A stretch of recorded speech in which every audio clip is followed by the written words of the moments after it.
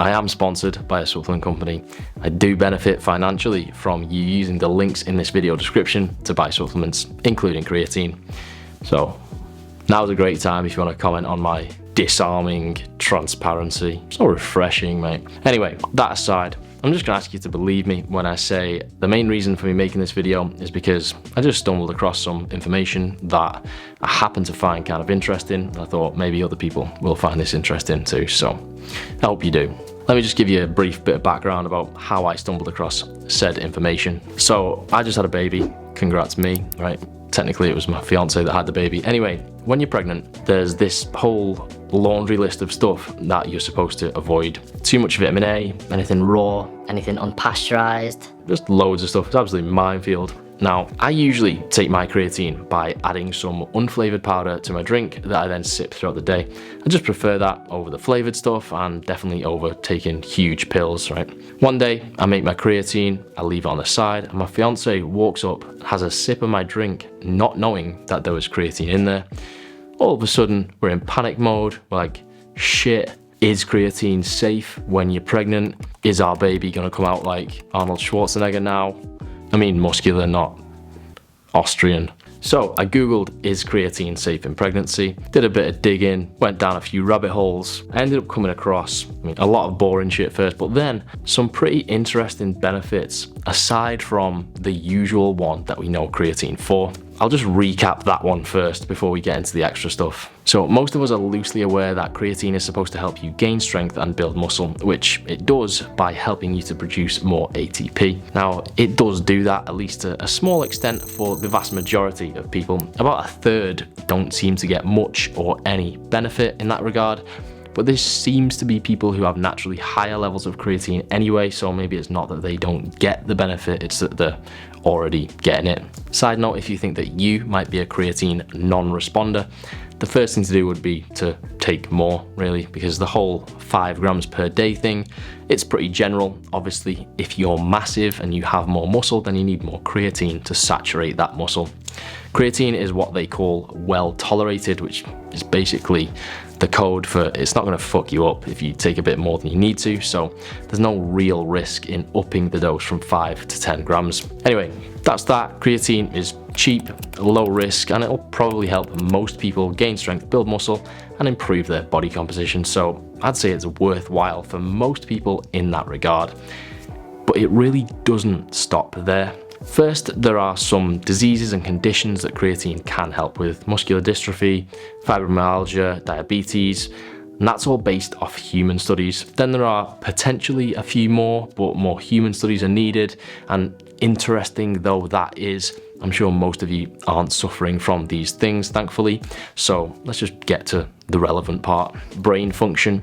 Now, I'm particularly interested in this because I'm already huge and shredded, so check, but I still remain not the sharpest knife in the shed. Shed? Knives don't live in sheds. Anyway, if I can get some brain function gains, then I'd say that's pretty ideal, and there are multiple studies showing a significant performance improvement on memory and intelligence tests after supplementing with creatine. Now, let's be fair, because I don't want to overstate anything, some of these studies are on the elderly, so although you're probably not elderly, it's actually a good idea to get your nan on the creatine, unless obviously she's no longer with us, in which case the effect would be statistically insignificant. Now, there are studies showing cognitive benefits for young people, but these were on vegetarians and sleep-deprived people. So if you are young, you get enough sleep, and you get plenty of dietary creatine, then you're probably not going to turn into that dude from Limitless, right? However, I suspect that there are probably plenty of young people watching this who either don't get enough dietary creatine or don't get enough sleep. And again, relative to the cost of creatine, I would say that makes it worth it for you people. Fatigue. Although non-responders didn't get a performance boost in these constant load exercise tests, all subjects had lowered perceived exertion, meaning supplementing with creatine made the workout feel easier. Now, I don't know about you, but if there's one thing I like better than difficult things, it's easy things, right? And reduced mental fatigue has also been observed.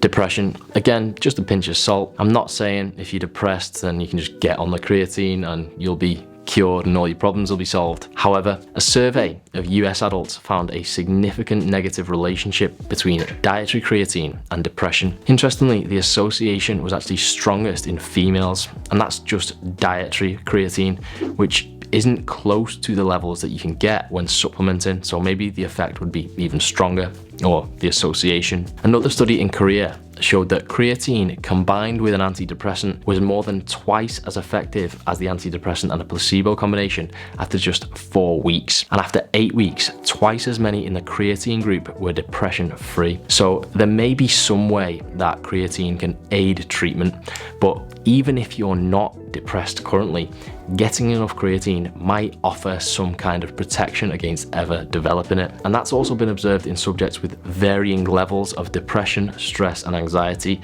So it's not just those extreme cases in which it can be helpful. Considering the body of evidence, I would say those are really the main 3 benefits of creatine, outside of those related to, getting huge. Now, you might see some studies suggesting a positive effect on bone health, but there is certainly contradictory evidence, so I wouldn't take that as a given, and that's why I didn't really include that. And whilst creatine does have an effect on acute exercise-induced inflammation, and it also shows promise at reducing chronic inflammation in animal studies, there aren't too many long-term human studies, at least that I could find, to confidently say that it can be effective at reducing chronic inflammation in humans. Lastly, creatine does actually seem to have an anti-aging effect on the skin, but only when applied topically, which means putting it on your skin, right? So I'm sure that you can get skincare products with it in if you care and can be bothered with a skincare routine, so you don't need to be, face planting your bag of creatine monohydrate, mate.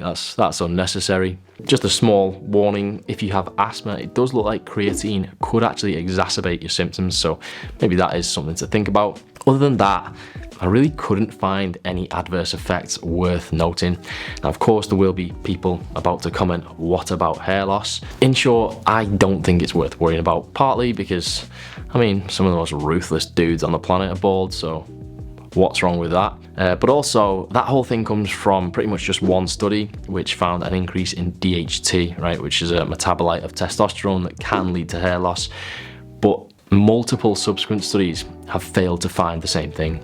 In conclusion, there are lots of supplements out there that can be helpful to our performance and recovery, or more generally to our overall health and well-being. But the majority of those you could reasonably get through a varied, nutritious diet. And once you do that, taking more, it doesn't really offer that much in the way of benefits. The difference with creatine is that the amount that's beneficial is quite far beyond what most of us would be getting from our food, even with a great nutritious diet. To give you an idea, you'd have to eat about 2 pounds of red meat to get 5 grams of creatine. And some people might need 10 grams of creatine to maximize the effects. So that's just some stuff I thought was pretty interesting. For me, I'd be taking creatine anyway for the training related benefits, so these are really just nice bonuses. But as ever, just because I do something doesn't mean you should. You are a person endowed with the illusion of free will, so wield it as you please. See you later. Jordy Lenny is my hero.